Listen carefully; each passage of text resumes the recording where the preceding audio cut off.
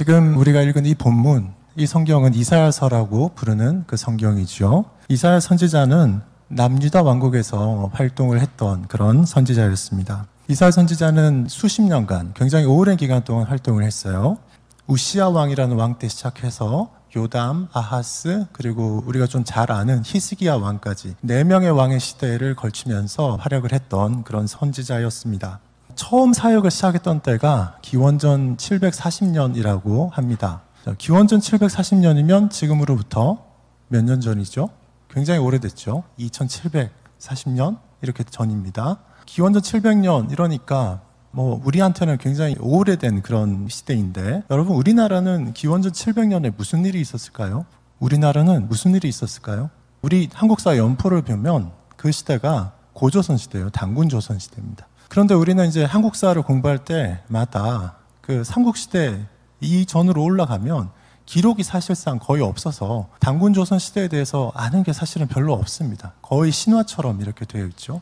그런데 지금 이 이사야가 기록을 남긴 이 기록은 기원전 700여 년 전에 그때 이사야가 활동하면서 기록한 것이지만 그 시대 이스라엘 역사를 아주 자세하게 이렇게 담고 있는 그런 문서입니다.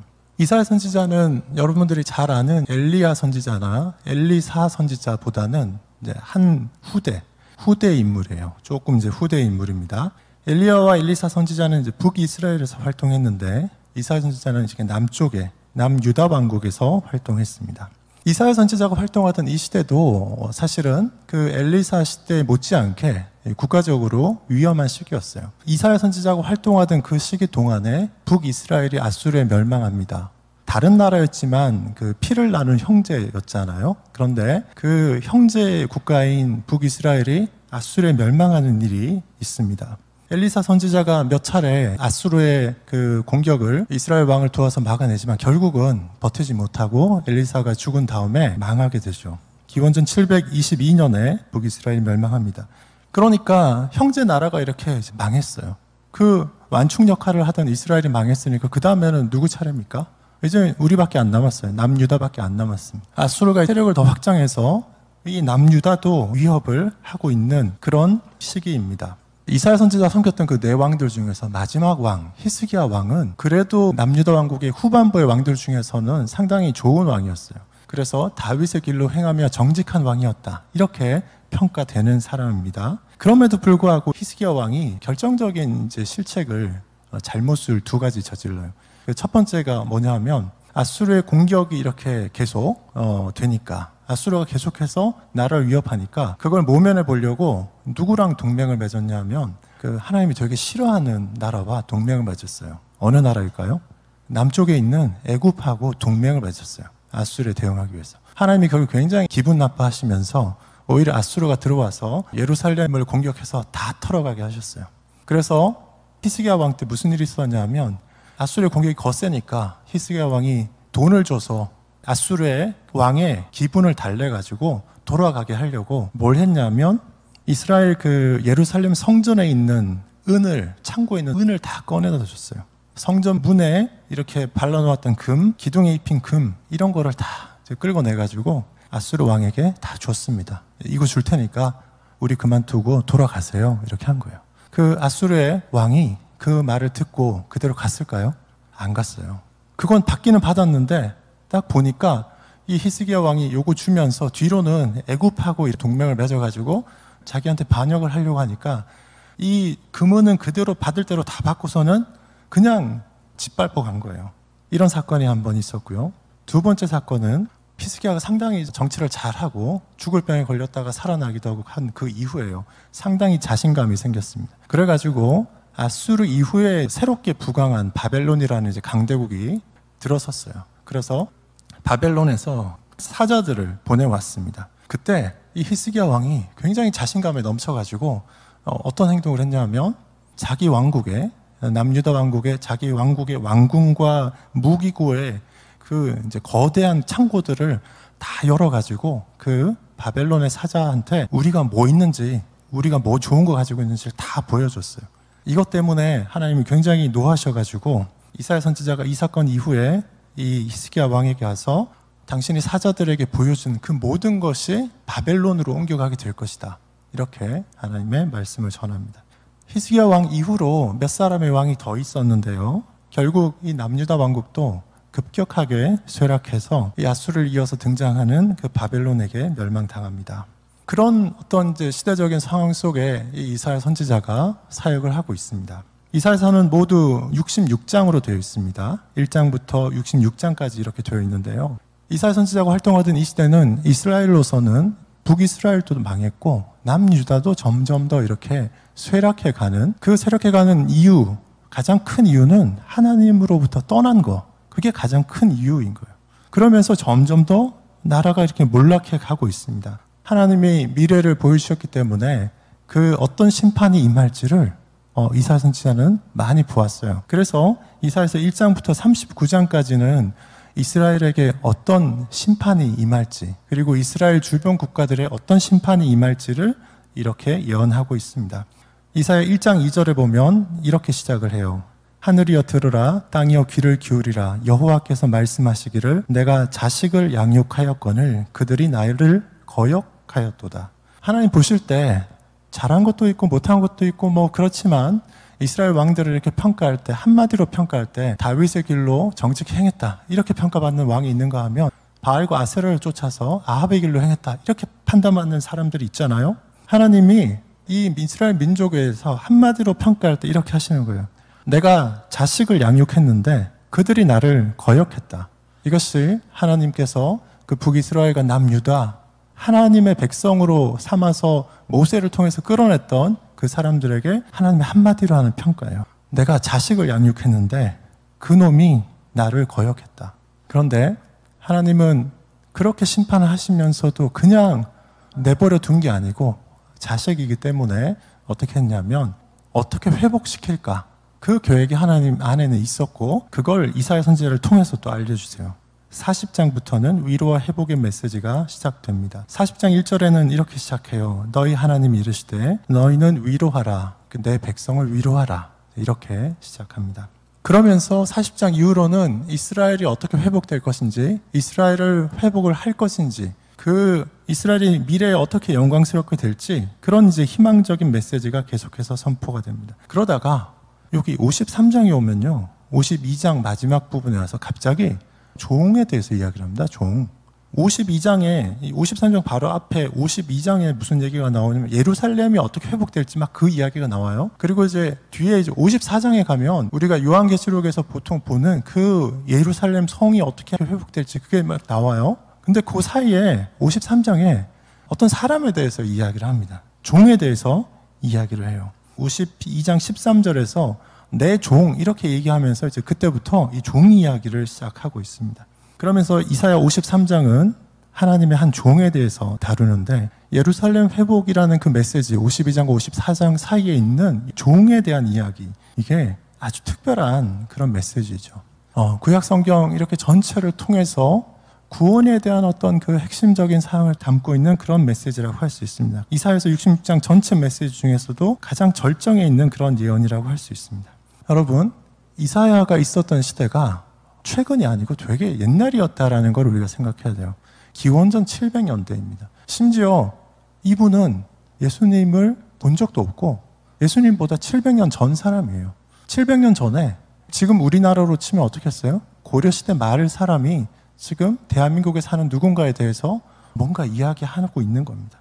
우리보다 사실은 잘 알 수가 없어요. 왜요? 우리는 성경이 있어요. 성경이 있고 신약 성경이 있어가지고 기록된 게 있어서 다 알 수 있어요. 그런데 이사야 선지자는 신약 성경이 없는 상태에서, 그것도 예수님 오시기 700년 전에 어떤 인물에 대해서 이야기하고 있습니다. 이스라엘 백성들은요, 신약 성경이 주어지기 전에도 옛날부터, 아주 옛날부터 한 남자를 기다려왔어요. 한 남자를 기다려왔어요. 우리 인류의 불행이 언제부터 시작됐어요? 아담과 하와가 사과라고 우리가 보통 얘기도 하지만 선악을 알게 하는 나무의 열매, 사과 아니에요. 선악을 알게 하는 나무의 열매, 그거 먹는 사건으로부터 시작했는데 하나님이 저주하시고 형벌을 내리시면서 구원의 길을 그때부터 열어주셨어요. 힌트를 주셨어요. 그때 여자의 후손이 뱀의 머리를 짓밟을 것이다, 상하게 할 것이다, 그렇게 말씀하셔요. 하나님이 그때부터 구원의 어떤 힌트를 이렇게 주셨어요. 그래서 3장 15절에서 여자의 후손이 뱀의 머리를 상하게 할 것이다 이렇게 말씀하셨는데, 그런 회복의 메시지 때문에 아담과 하와가 굉장히 희망을 갖게 됐어요. 그리고 그 일이 있고 나서 아담이 자기 아내의 이름을 지어줍니다. 그때까지는 아담의 아내의 이름이 그냥 여자였어요. 여자였어요. 아담이 이름을 지어주는데 하와라고 이름을 지어줍니다. 하와의 뜻은 뭐냐면 생명을 주는 자, 이런 뜻이에요. 성경에는 모든 산자의 어머니 이렇게 이제 뜻이 풀어져 있습니다. 생명을 주는 자. 그러니까 여자를 통해서 그 여자의 후손이라고 하는데 특별히 그게 여자의 남자 후손이에요. 네, 여자의 남자 후손을 통해서 뱀의 머리를 상하게 하는 그런 구원의 일이 있을 것이다. 하나님이 그 메시지를 주셨기 때문에 아담과 하와가 아기를 낳을 때 그걸 기대하면서 하나님이 우리를 구원할 그런 어떤 남자 아기를 우리에게 주실 것이다. 이거 기대하면서 아이가 날 걸 기다렸어요. 그래서 처음인지 아닌지는 사실 모르지만 성경에 나와 있는 걸로는 카인을 낳고 하와가 굉장히 기뻐했어요. 굉장히 기뻐하면서 뭐라고 했냐면 여호와로 말미암아서 내가 득남하였다. 남자아이를 낳았다. 이렇게 되게 기뻐했습니다. 그런데 카인은 메시아는 아니었던 것이죠.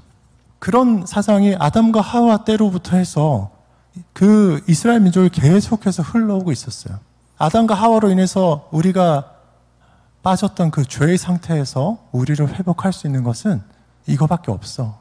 이게 있었어요. 모든 사람에게 있었던 건 아니지만 믿음이 있는 사람들에게는 그게 흘러 내려오고 있었습니다. 아담과 하와를 구원할 자, 노아의 후손, 또 아브라함과 이삭과 야곱의 후손인 이 이스라엘 민족을 구원할 인물이 누굴까? 이게 이스라엘의 그 신앙에 있는 사람들의 일상적인 관심사였어요. 그런데 많은 선지자들이 그것에 대해서 이렇게 조각조각 예언을 했는데, 특별히 구약의 선지자들 중에 아주 자세하게 설명한 그 예언이 오늘 여기 있는 거예요. 이 이사야 선지자의 이 53장을 보면 우리가 신약 성경의 정보를 모르는 채로 구약의 이 믿음의 우리의 선배들이 어떻게 이 메시아를 생각했는지 알 수 있습니다. 이사야 선지자가 이렇게 예언을 했는데요, 그 이후에도 믿음의 사람들은 여기 예언된 좀 이상하다고도 생각할 수 있는 이 인물에 대해서 생각하고 이 인물을 기다렸어요. 많은 유대인들은 이게 뭐지? 뭐 이런 게 있어?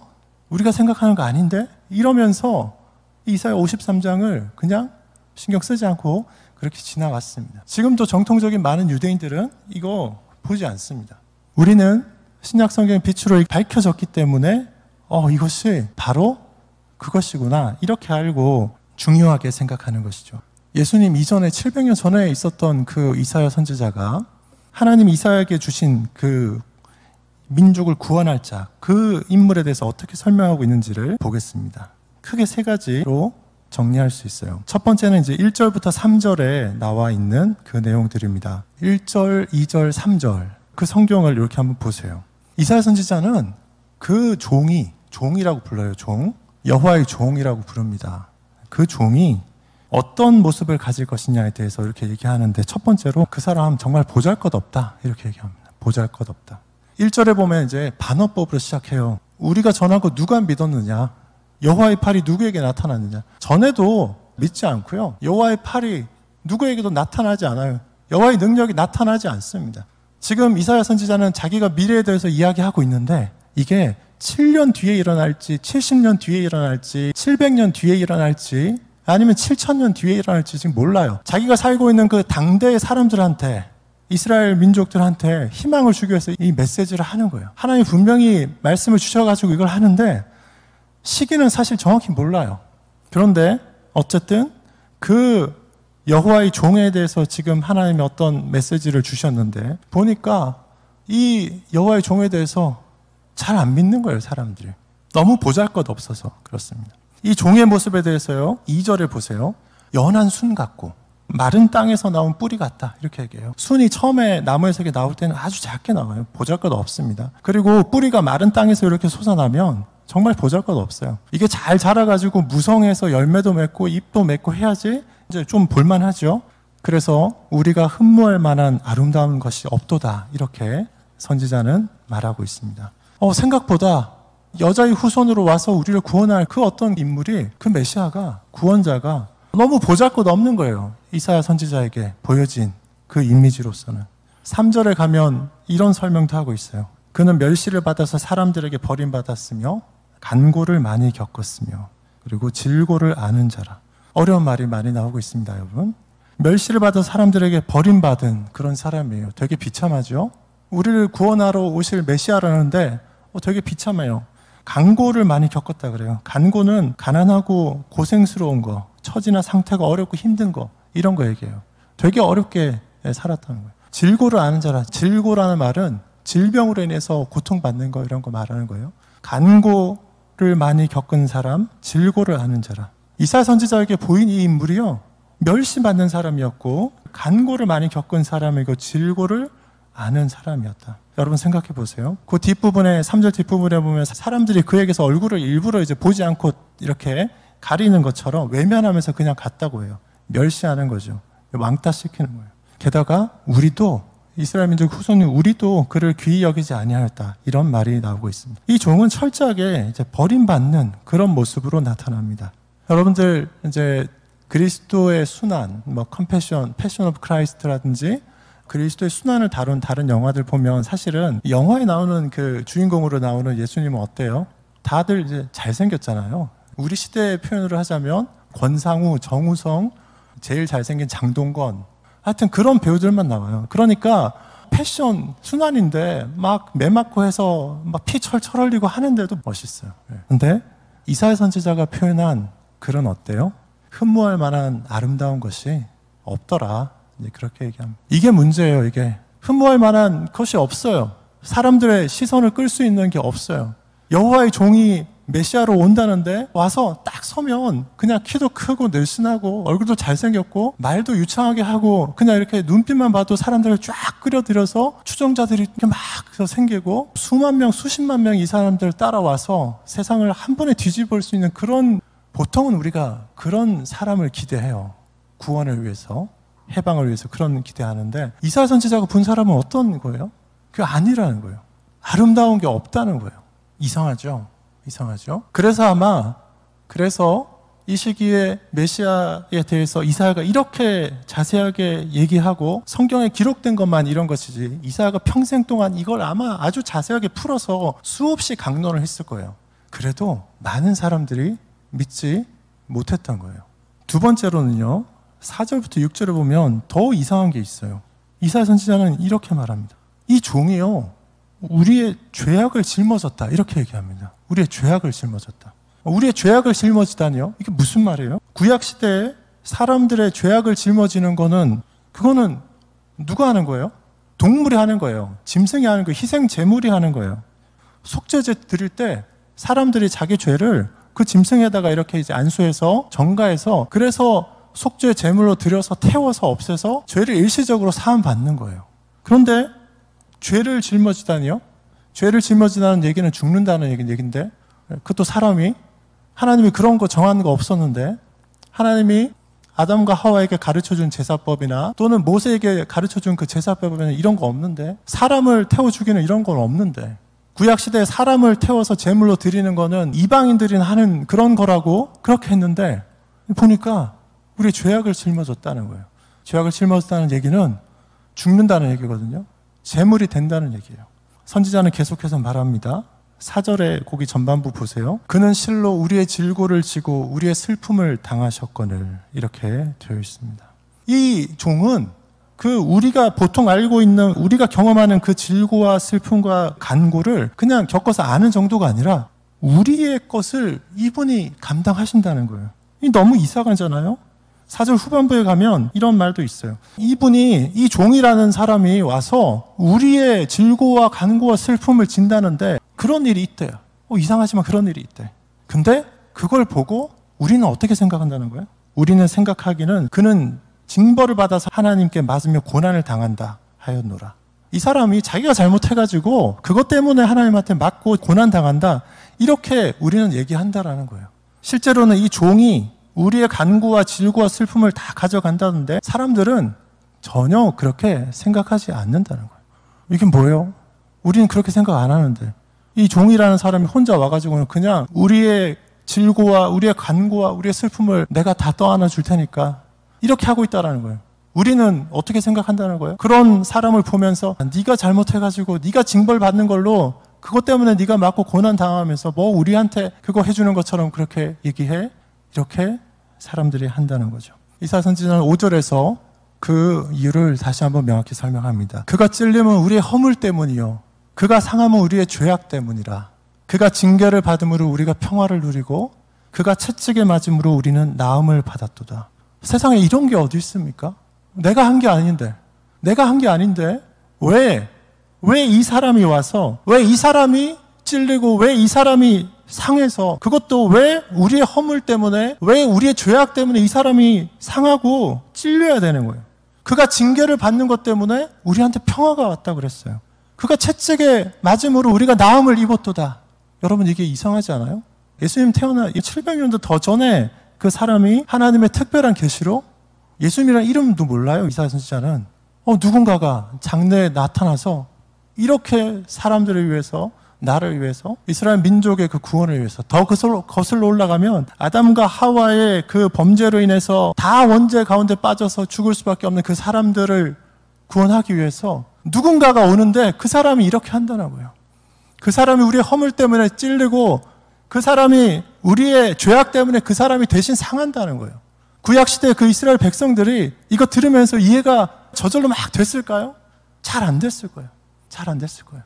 그렇지만 많은 사람들이 이해하지는 못했지만요. 이 인물에 대한 이거는 아담과 하와 때로부터 그들에게 주어졌던 구원의 메시지예요.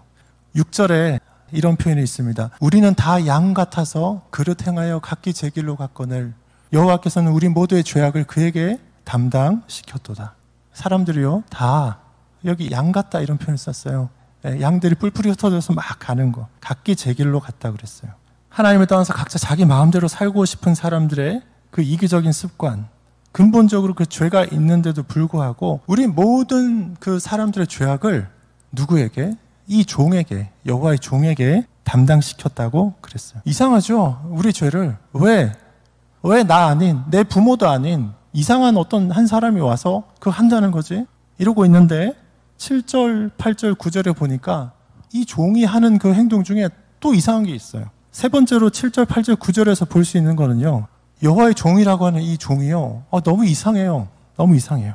죄 없이 곤욕을 당하는데 말을 안 하고 그냥 꾹 참고 그냥 있어요. 항변을 안 해요. 항변하지 않아요. 7절에 보면 이런 표현이 있습니다. 그가 곤욕을 당하여 괴로울 때에도 그는 입을 열지 아니하였다.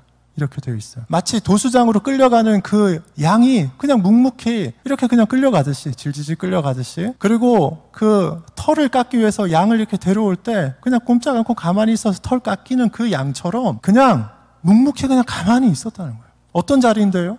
자기가 조금 있으면 죽게 되는 그런 상황인데 사람들이 자기를 계속해서 찌르고 욕하고 모욕하고 그러는데도 불구하고 입을 열지 않고 그냥 항변하지 않고 그냥 있었다라는 거예요. 양을 비유를 들어서 이렇게 말합니다. 8절에 그는 곤욕과 신문을 당하고 끌려갔으나 이렇게 되어 있어요. 이 사람 참 희한해요. 끌려갔어요. 남의 죄를 대신 자기가 갚겠다고 이렇게 끌려갔어요. 그런데도 이사야 선지자가 이렇게 말합니다. 그 세대 중에 누가 생각하기를 그가 살아있는 자들의 땅에서 끊어짐은 마땅히 형벌받을 내 백성의 허물 때문이라 하였으리요. 이사야 선지자가 그 장면을 이렇게 보면서 얘기하는 거예요. 그 세대 사람들이요. 누가 생각하기를 이 사람이 이렇게 된 거는 마땅히 이 백성들이 받아야 될 그 형벌 때문에 이 사람이 대신 받는 거다라고 누가 생각하겠냐라는 거예요. 누가. 아무도 그 세대 사람들 중에 이걸 보면서도 아무도 이 사람이 이 백성들이 마땅히 받아야 될 형벌을 대신 지기 위해서 그렇게 갔다 이렇게 생각하지 않는다는 거예요. 너무 답답한 일이죠. 어떤 일을 하면 결과가 바짝 나타나야 되는데 이사야 선지자가 볼 때 이렇게 곤욕과 신문을 당하고 끌려가는데도 불구하고 그 세대 사람들은 그냥 이 사람 뭐 하는 거야?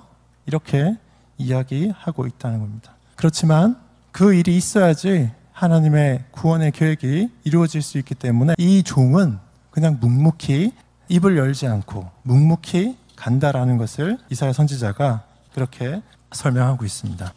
이 종은 억울한 죽음을 그냥 묵묵히 받아들입니다. 너무너무 이상한 종이에요. 9절의 마지막 절 앞부분 보면요, 그는 강포를 행한 적이 없습니다. 무자비하고 잔혹하게 폭력을 휘둘러서 사람들을 괴롭힌 적이 없어요. 그 입에는 거짓이 없었습니다. 거짓말 한 적도 없고요, 더러운 말 한 적도 없어요. 우리는 일상적으로 거짓말도 하고 더러운 말도 하는데 그는 강포를 행하지 않았고 거짓도 없었습니다. 이 종은 도덕적으로 아무런 흠이 없는 사람이었어요. 죄가 없는 사람이었습니다. 그런데 이 죄가 하나도 없는 이 종이 백성들을 위해서 백성들의 죄악을 짊어지고 백성들을 대신해서 하나님의 징계를 받음으로 이스라엘을 회복시킨다는 그런 구도를 53장에서 이사야 선지자가 이야기하는 거예요. 아담 이래로 짐승을 속죄 제물로 바치면서 죄의 문제를 해결했던 인류가 드디어 짐승 제물이 아닌 영원한 효과가 있는 특별한 그 사람의 희생 제사가 있을 것이다 라는 거 보여주고 있는 겁니다. 9절 뒷부분에는 희생 제물로 드려진 이후에 어떤 상황들이 나와요. 그의 무덤이 악인들과 함께 있었으며, 의인인데 죄가 없는 분인데도 악인들과 함께 죽음을 맞는 그런 것에 대한 것이 있고, 그리고 마지막에 그가 죽은 후에 부자와 함께 있었도다. 약간 생뚱맞은 그런 표현이 있어요. 그런데 나중에 가보면 어때요? 십자가에 달려서 좋지 않은 죄질의 죄인으로 처벌을 받았는데도 불구하고 아리마대 요셉이라는 부자가 그 시신을 수습해서 자기가 쓰려고 했던 자기 무덤에, 부자의 무덤에 들어다 놓죠. 이 예언의 말씀은 예수님 시대보다 약 700년 전에 주어졌던 하나님의 말씀입니다. 안타깝게도 이스라엘 민족은 이렇게 이사야 선지자를 통해서 이 말씀이 주어졌지만 유대인들은 이사야 선지자의 이 예언을 주목하지 않습니다. 하나님이 이스라엘 민족이 바벨론 유수에서 돌아와서 예루살렘 성을 재건하고 무너진 성전도 또 세우기를 기대하셨는데 이스라엘 민족은 이사야 선지자의 이 말씀을 이제 잃어버렸어요. 아주 소수의 사람들만 이사야의 메시지를 기억하고 이 예언의 말씀이 가리키는 메시아를 기대하고 있습니다. 소수이지만 그런 사람들은 계속해서 이어져 내려왔고 예수님이 성육신하셔서 세상에 오셨을 때 그때 예수님을 기쁘게 맞이했죠. 이사야 선지자의 이 예언처럼 예수 그리스도는 흠모할 만한 것이 없는, 보잘것없는 그런 외양을 가졌고 간고와 질고를 많이 겪고 멸시를 받는 그런 낮아짐의 상태에 처하셨어요. 이사야 선지자의 예언처럼 예수 그리스도는 우리의 죄악을 자기가 짊어지고 십자가의 희생 제사로 대속의 죽음을 위해 걸어가셨어요. 이사야 선지자의 이 예언처럼 예수 그리스도는 최후의 만찬 이후에 잡혀가시면서도 어떻게 했어요? 그 입을 열어서 적극적으로 무죄를 주장하면서 변호하지 않고 그냥 묵묵히 가셔서 십자가에 달리셨습니다. 십자가에 달리신 후에도 몇 마디 안 하셨는데 그 중에 이런 말씀하셨어요. 아버지, 저들을 사하여 주옵소서. 자기들이 하는 것을 알지 못함이니이다. 어떤 변론이나 어떤 행동으로도 예수님이 오신 그 목적을 달성할 수가 없고 오직 예수님이 순종함으로 율법의 모든 요구를 충족시키고 율법 아래 계시면서 그리고 자신의 생명, 무한한 가치를 가진 그걸 내어줌으로써 사람들의 그 죄값을 다 청산하는 거, 그거 하시기 위해서 이렇게 오셨습니다. 이사야 예언이 700여 년 후에 드디어 완전히 이루어졌어요. 이 예언의 성취로 이스라엘 민족의 구원이 드디어 가능하게 되었습니다. 이 예언의 대상은 1차적으로는 이스라엘 민족이었어요. 그 사람들이었는데 2차적으로는 더 거슬러 올라가서 아브라함의 후손만이 아니라 아담과 하와의 모든 후손들에게까지 미치는 그런 예언입니다. 우리는 이 예언의 말씀을 참으로 받아야 됩니다. 그리고 이 예언이 가리키는 그 사람이 우리의 구세주라는 것을 기억해야 됩니다. 제가 슈바이처 박사 이야기만 하고 마치려고 해요. 여러분 슈바이처 박사를 잘 알죠? 네, 너무 유명한 분이에요. 아프리카에 가서 의료 봉사를 하면서 평생 사셨고 노벨 평화상도 그것 때문에 받았고 이분은 되게 천재였어요. 철학 박사였고요. 신학 박사였고요. 음악 박사였어요. 바하의 전문가예요. 그리고 의학 박사예요. 박사학위 4개래요. 천재였어요. 1913년도에 파리 선교회 파송으로 아프리카에 의료 선교를 가는데 이분이 신학 박사인데도 불구하고 신학에 문제가 있어서 그 선교회에서 당신은 설교를 하지 못한다. 그걸 조건으로 의료 봉사하는 걸로 파견을 했습니다. 슈바이처 박사가 신학적으로 뭐가 문제냐면 이분이 이사야 53장 이 내용을 신약 성경에 나오는 그 예수님이 이사야 53장의 내용을 그걸 자꾸 이렇게 읽다 보니까 자기가 그걸 읽다 보니까 그냥 그것처럼 행동한 거다. 이런 주장을 했어요. 그래서 그 12제자들을 이렇게 각지로 보내면서 전도하고 이랬는데 거기 보면 이스라엘의 모든 동네를 다 다니지 못하여서 인자가 오리라. 예수님 이런 말씀하신 적이 있는데 그거 보니까 12제자들이 이렇게 활동하고 있으면 곧바로 인자가 와야 되는데 이 예수님이 이렇게 시간이 지났는데도 인자가 오지 않는 거예요. 그러니까 마음이 조급해져가지고 자기가 이사야 53장 내용을 계속 읽고 하다 보니까 자기가 그냥 메시아처럼 생각돼가지고 그래서 그렇게 이사야 53장 예언을 이루기 위해서 일부러 예루살렘 성에서 그쪽의 관료들의 이스라엘의 중요한 리더들의 그 마음을 격동시켜가지고 일부러 십자가에 자기가 가서 매달리도록 그렇게 짜서 이렇게 했다. 이 천재적인 슈바이처 박사가 이렇게 이 이사야서를 이해를 했습니다. 그리고 메시아에 대해서 그렇게 이해를 했다고 합니다. 저는 아무리 세상적으로 이렇게 천재적이고 노벨상도 받은 이런 세상적으로 보면 아주 훌륭한 분인데 이분을 과연 나중에 천국에 갔을 때 같이 볼 수 있을까? 이런 의문을 던져봅니다. 제가 그분에 대해서 아는 게 충분하지 않기 때문에 오해가 있을 수도 있어요. 만약에 천국에 가게 되면 물어봐야 되겠죠. 왜 그렇게 했는지. 여러분, 하나님 이사야 선지자에게 주신 이 말씀은 우리들이 이 세상에서 비참하게 살다가 그냥 지옥으로 떨어지지 않고 새하늘과 새 땅에 저 천국에 들어갈 수 있는 유일한 길인 그 예수 그리스도에 대해서 그것도 예수님보다 700년 전에 계셨던 분이 이렇게 알려준 그 메시지예요. 이 말씀을 우리가 슈바이처 박사처럼 이렇게 함부로 다룰 수 없습니다. 우리를 구원하신 그 분이 어떤 모습으로 오셨는지 이걸 찬찬히 묵상하는 그런 시간들이 되기를 바랍니다. 기도하겠습니다.